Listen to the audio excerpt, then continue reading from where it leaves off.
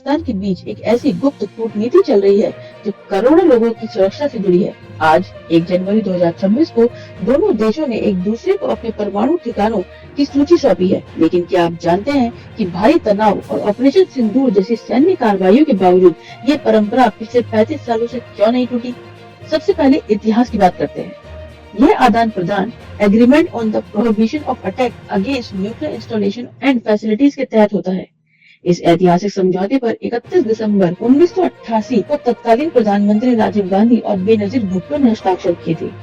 यह 27 जनवरी 1991 से लागू हुआ और आज 2026 में यह इस तरह की सूचियों का लगातार 35वां आदान प्रदान है।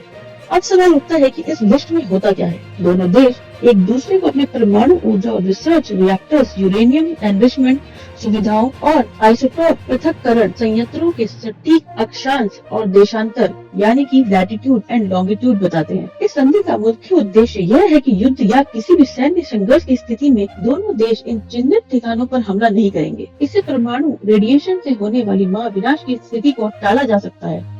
सिर्फ परमाणु ठिकाने ही नहीं, आज कैदियों की सूची भी साझा की गई है।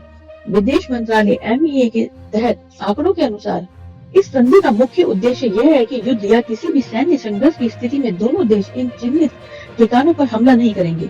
इससे परमाणु विकिरण यानी कि रेडिएशन से होने वाली महाविनाश की स्थिति को टाला जा सकता है। सिर्फ परमाणु ठिकाने ही नहीं, आज कैदियों की सूची भी साझा की गई है। विदेश मंत्रालय MEA के ताजा आंकड़ों के अनुसार भारत ने 391 पाकिस्तानी नागरिक कैदियों और 33 मछुआरों की सूची पाकिस्तान को सौंपी है। पाकिस्तान ने अपनी जेलों में बंद 199 भारतीय मछुआरों और 98 अन्य नागरिकों की जानकारी दी है। भारत ने उन 167 मछुआरों की तुरंत रिहाई की मांग की है जिनकी सजा पूरी हो चुकी है, लेकिन वे अभी भी पाकिस्तान की जेलों में हैं।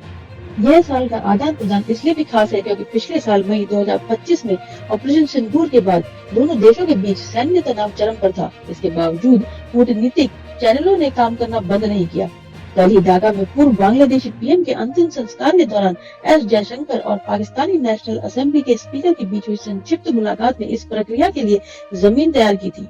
ये सूचियां कभी सार्वजनिक नहीं की जाती, लेकिन इनका आदान प्रदान यह संदेश देता है कि युद्ध के कगार पर खड़े होने के बावजूद दोनों परमाणु शक्तियां जिम्मेदार व्यवहार दिखाने की कोशिश कर रही हैं। यह डेटा भारत की संप्रभुता और क्षेत्रीय शांति के लिए सबसे बड़ी ढाल है।